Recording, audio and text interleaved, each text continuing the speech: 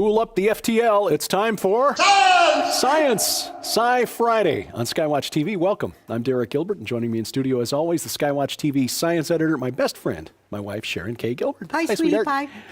Well, welcome to the new year. Happy New Year, happy birthday, and almost happy anniversary. Yes, that's true. So much happening. It's a busy time of year for us here. It is. So, by the way, before we get too involved in stories, I have to say we're all kitted out in our Scottish wear. That's right. Thank you to our wonderful, wonderful viewer, and who's become a great email pal, Juan and his lovely wife in Scotland. Yeah. So even though you've got the official Ferguson. This is the official Ferguson tartan. That's important. Now I'm official. Yeah, you're from Clan Fergus. Clan Fergus, indeed. Now, my ancestry is mostly English and Welsh, some Swedish. Basically, between you and me, the Scots, the Swedish, the Welsh, the Swedes being the Vikings, we represent all of the people who've been fighting for Great Britain over the last 2,000 years. We are the last, what is the show? Not The Last Crusade, but The Last Kingdom. The Last Kingdom, yeah, right. That's right, yeah. Show. Well, and you're a descendant of Edward Longshanks. Yes. Which my dad thought I'm on both sides. My dad thought that was really funny. He said, if we ever have an argument, I should stay away from windows. Anyway. Which is why I use We slay us. We do. Well, okay. Anyway, a lot to talk about and some really interesting developments. So much to talk about. And you and I share a notebook online so that we can share these stories back and forth with each other. And I know that there was one that's near and dear to your heart. So why don't you lead with that? Well, I was curious about this one, and this is something that Josh Peck has talked about. So he's going to be here soon, and we'll be able to get his take on this. But this is something that he talked about in discussing quantum creation, his book, also the book Cherubim Chariots. But the Large Hadron Collider, which we've been paying attention to, and I know that Josh is doing more research on this for a future project, had been talking about the possible use of gravity waves as or gravitons, particles, which is really a radical thought because we think of it as a force, but scientists at the Large Hadron Collider recently discovered a very heavy particle, they think, which could prove to be evidence of a particle called the graviton. And if the graviton exists, this particle that they found, they're still trying to figure it out. One theory is that it's a bigger, heavier version of the Higgs boson, the so-called God particle. Yeah. Another is that this particle is like 4 times larger than the largest quarks, which they've been able to document. But again, they think if it's not this like mega Higgs boson, it could be evidence of a graviton, which could be evidence of the theory that there are other dimensions. Exactly. I think those that look at the multiverse and the multidimensional theories and string theory are looking for gravitons. Right. There are some who claim that gravitons are in some ways the unifying principle, that it all sort of hinges upon that. Of course, you and I know that it all hinges upon the Lord Jesus Christ. Right. Exactly right. He holds right. all the things together. He is the graviton. Exactly right. So scientists were kind of surprised by this. These were unexpected spikes that in their readings as they were looking for photon particles. But again, when we start getting into quantum mechanics and some of the stranger implications of quantum physics, which New Agers try to manipulate to say, well, see, it does really prove that we are just living in a hologram and we can affect reality with our thoughts, or at least what we perceive as reality. That's not at all what we're saying here. If you really think that's step in front of the bus. That's right. It's either you or it's the bus. It's not both, no matter how hard you try to wish it into the cornfield. Right. But what we're saying is that this just proves the amazing and incredibly intricate design of God's creation, and it shows the existence of dimensions beyond our perception as humans. Yeah. Our perceptions are limited, finite, and there is a spirit realm out there in which God exists, and we will perceive that someday, but not today.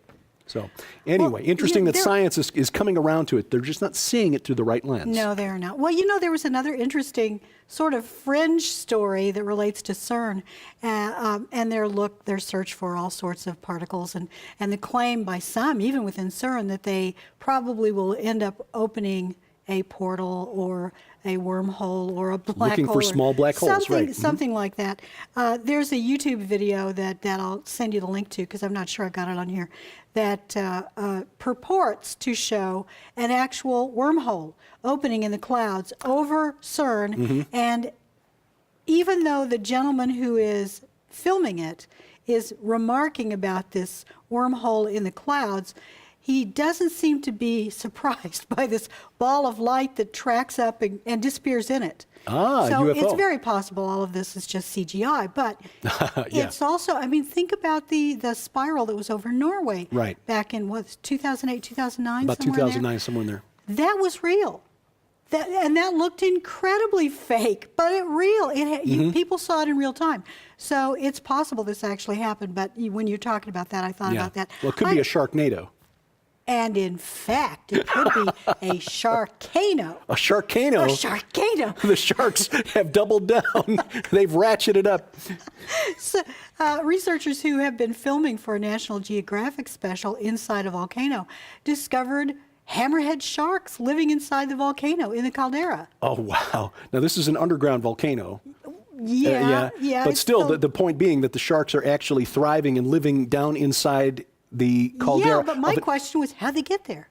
I mean, it's underwater. Oh, okay. It's in the ocean. Okay, It's underwater. okay. See, that was the problem. Right, if it's just underground, how did the sharks get I'm sorry, there? I didn't. Not underground, underwater. So, but the point is though that the sharks are swimming around inside the the cauldron, of an active volcano. Exactly, and you wouldn't expect that to be a friendly environment. No. Very hot waters, probably the acidity is different than they're used to. So it's proof positive that the Lord can help whatever species to live in the environment He chooses to put them. Yeah. Hammerhead sharks, I don't know. Yeah, but the Sharkano thing Maybe was they're pretty constructing cool. something. It's a weapon. You know, we just had Christmas, and many of you may have gotten a smartwatch or a new toy, electronic of some kind.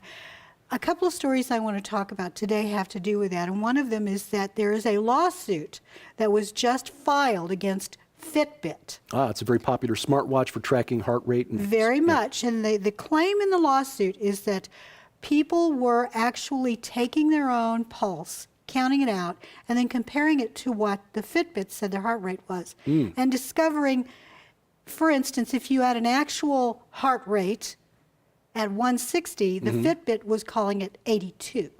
Oh, That's a huge difference. that's the difference between resting state and after running for a very mile much. or so. Yeah. And there are some people whose heart rate should never go above a certain level. That could be a critical and they difference. may be doing moderate exercise and thinking, okay, I'm walking, and oh gosh, he told me to get my heart rate up to 150. Oh, it's only 67. So I'll just really run now. No, if this is true, and I'm sure that there will be lots of research done on both sides of this lawsuit to make sure. But Fitbit, even though they say they are not a scientific device, they seem to be making claims that they're pretty accurate. Yeah. So they essentially are, without using the word scientific, in many ways trying to seem scientific. Their television ads are very slick and make it appear as though this is something that you can use and to help. I'm not saying that this isn't something that could be useful. I think that this is early in the technology, and people who are making devices like this that really are perceived as medical devices by the users, they need to make sure, do due diligence to make sure that they're accurate. Read the disclaimer, caveat emptor. Yeah, very much so. Another story that I want to talk about has to do, again, with something you may have gotten or something like it for Christmas. I'm going to show you. This is the cutest little robotic dog. Okay. Little robotic dog is named Chip, and this is actually something that will be coming out soon. And your kids are going to love it. It's got little ears and a little glowy face. Yep, I got the when picture it's up right done here. playing, then you can go. It'll just automatically go back to its little bed/docking station to recharge. Honestly, if Nicole were young right now, she would so want one of these. Absolutely, In yeah. fact, I think it's adorable. The problem is, if these devices are, let's just say, proto-artificial intelligence, then in many ways these devices are being put into homes to help children learn to program. Because one of the selling points of this is that it knows some tricks already, but you can teach it new tricks. And if that's true, then there's an algorithm within this that allows it to grow. Yeah, it shows here that says here that according to the crowdfunding campaign that they've launched to raise money to develop this, that it would follow people around using a tracking beacon. Yeah. Which means it's going to have some sort of radio inside in order to communicate. If not actually Wi-Fi capable. Yeah. But it will be definitely, at least within your home, accessing where it is, and that's GPS. So it has to, you're right, it has to be able to track you in some way. So I think this is the future of toys.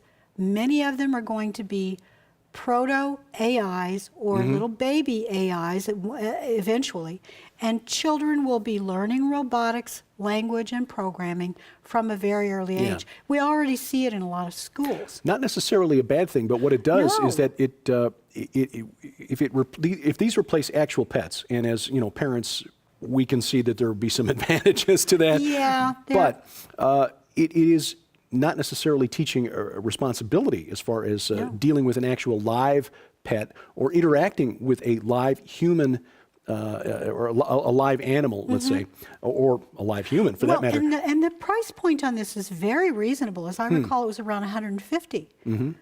You'd spend that on most puppies. Sure.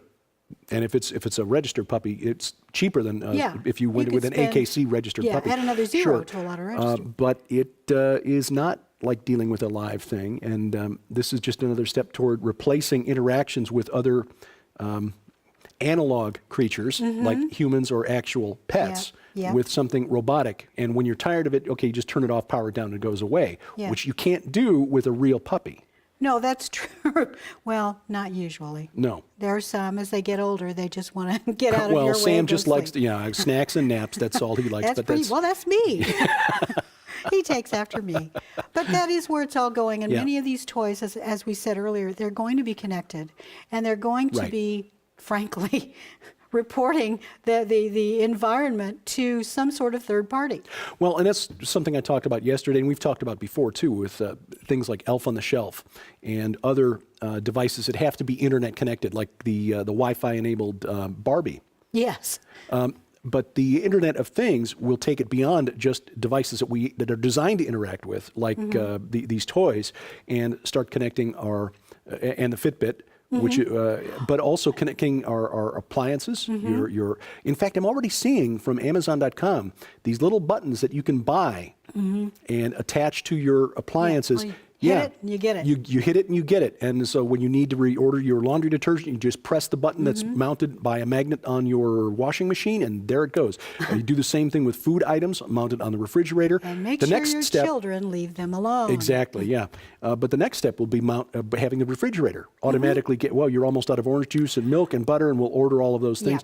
But again, all of this is data that's feeding into the massive database. Right, the coming technocratic system. Yeah. And that is where all of this is going. Well, Smart meters are another part of that. Other devices, they're already Wi-Fi enabled light bulbs. Yes. I saw an article just a few days ago that Intel has seen where it's all going, and they're now starting to make very, very small chips that will be embedded in everything. Right. Not just everything in your home, but everything you wear. Yeah. To monitor maybe your physical system, but also to Yes. report on, hey, the tread on your sneakers is getting low, time to reorder. Yeah. The tire tread is getting low, time to reorder. There's some things there that might be advantageous, but again, all of this information has to go through a system hosted by a third party somewhere, which means it can be harvested, collected, and analyzed. Yeah. And that's what technocrats need in order to properly plan and control all means of production and consumption. They need data. Yeah. And this, the Internet of Things, is how they're going to get it. And the more data they get from us, the more they're going to require, because in order to secure that data, we need to make sure we've got all of your fingerprints, biometric and maybe information, your eye, scan, and let's have some of that blood. Let's get that DNA profile in there. There are schools now, in fact, that are using biometric IDs just to get your lunch. Even though a lunch lady or a lunch person is standing there, the child still has to go up and do this. Well, that doesn't always work. Trials in India show that these software programs aren't always reliable. So if it doesn't scan right, I'm sorry, Johnny, I know you're you, but this says you're not. So sorry, Yeah. no lunch today. That's a possibility. But the other one is this massive possibility for fraud. Yeah. These children, if they're asked, do you want to have us to scan your thumb and say, yeah, everybody else is doing it. They're not old enough to make the decision that may forever imperil their ID when they get to be an adult. The other thing, in fact, I mentioned this earlier this week, is that parents are discovering that technology companies such as Google, Microsoft, Yahoo, in a school setting, for the purposes of privacy, are considered school officials. So parents cannot opt out of the data that is being collected when students use certain technology. In fact, as I mentioned, Google, through its Chromebook, in the third quarter of last year, more than half of the laptops and tablets sold to school systems in the U.S., K through 12, were Google Chromebooks. They used to be this company, Yes. but no The longer Chromebook because the is Chromebooks are very inexpensive. Very inexpensive, and they're all connected to the cloud. Yeah. So not only is the student's schoolwork in the cloud, but things like chat, email, location data. Yes. It used to be back in the day when all they would collect is, records of vaccinations, which is bad enough, but, attendance records and test scores. Now it's who they've been chatting with and where have they been. Not to mention the fact that, again, there's a webcam on these things, which can be hacked and accessed. Oh, and we've yeah. seen incidents of that. But parents, again, because of the legal definition of Google, Microsoft, Yahoo, and so on, being school officials, parents can't opt out and say, we don't want you collecting this information. What a crazy world in which we live. It is. Again, we're moving toward that technocracy. Well, speaking of technology, and this may be our last. Oh, yeah. No, okay. There's now a drone that can carry a person. Oh, A okay. Chinese manufacturer has created what he's calling the smart taxi. This is like the 21st century version of the rickshaw. Yes, you might say that. It's a quadcopter that allows for a passenger to sit inside. It's beautiful, actually. It's a very elegant design. And I assume that it flies at a height that's not going to put it in danger of... One would hope. One would hope. But eventually, I mean, we're moving to the Jetson age so quickly. This is just the beginning. Within 5 years, lots of these will be out there. We will have all sorts of passenger vehicles and delivery vehicles that are flying around in a certain airspace. And this one is not remotely guided. Oh. It is autonomous. Oh, okay. So you give it your destination, it looks it up on GPS, and then it flies you to that destination? Very much. You get in, there's a little interface, sort of like a tablet, that you just tell it where you want to go. Wow. And just pray that, the overlords, the AI Cylon Yes. overlords, take you there. Yeah, so that you're not, the little GPS system, you've reached your final destination. Yeah, that's bad. It might really mean it. Well, that is interesting. And we're moving into a world that to our parents and grandparents would have looked like science fiction. It's so fast. It is so fast. And the things we talked about last year are so last year. They're so almost like last century. They seem so long ago. Just a year ago, smartwatches were relatively new. They're old hat now. Yeah. In fact, there are some who say that smartwatches are already on their way out. Yes, they're soon to be replaced by things you're wearing, either glasses or a headset or an embedded whatever. Embedded technology. Yeah. Yeah, that's the next big thing. Well, and this is why we spent so much time and effort on the documentary film Inhuman. If you haven't received it, if you haven't got a copy yet, we highly recommend it. Even though, as we said, the technology that we were talking about during the production of the film is almost now becoming old hat. Yeah. But what's more important is what are the theological implications of the transhumanist movement, because basically what it comes down to is a science fiction way of trying to fulfill the old promise from the garden, ye shall be as gods. Yeah. Well, on Tuesday, we talk about the dangers of replacement theology, the idea that God is done with the Jews and has no room for them in his end times prophecy. They've been replaced by the church. We had a wonderful conversation with Joel Richardson. Oh, yes, he is incredible. Yeah, New York Times bestselling author. His latest book is When a Jew Rules the World. That title really drives it home because there is a day coming when he returns and will reign from the New Jerusalem. Amen to that. I think my hair was white in that one. I think it was. You know what? We need a flow chart. Sharon's hair color, Derek's tie and suspender suspenders. color, yeah. And there's probably some deeper meaning that we haven't even sussed out yet. We don't want to know. Well, have a blessed weekend, and thank you for watching as we keep watch. For Sharon Gilbert, I'm Derek Gilbert, and this is SkyWatch TV.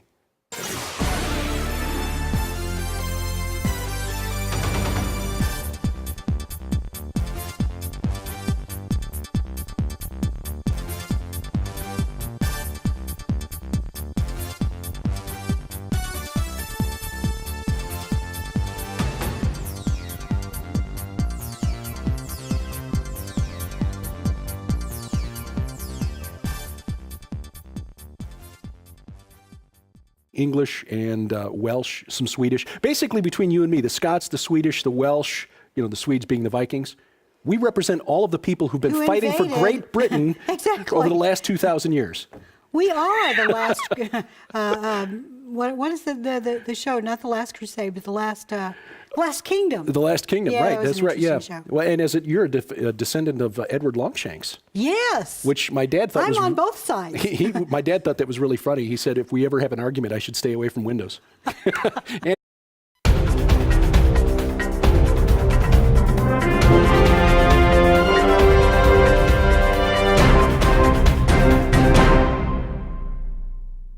spool up the FTL. It's time for Science Sci Friday on SkyWatch TV. Welcome. I'm Derek Gilbert, and joining me in studio, as always, the SkyWatch TV science editor, my best friend, my wife, Sharon K. Gilbert. Hi, sweetie sweetheart. pie.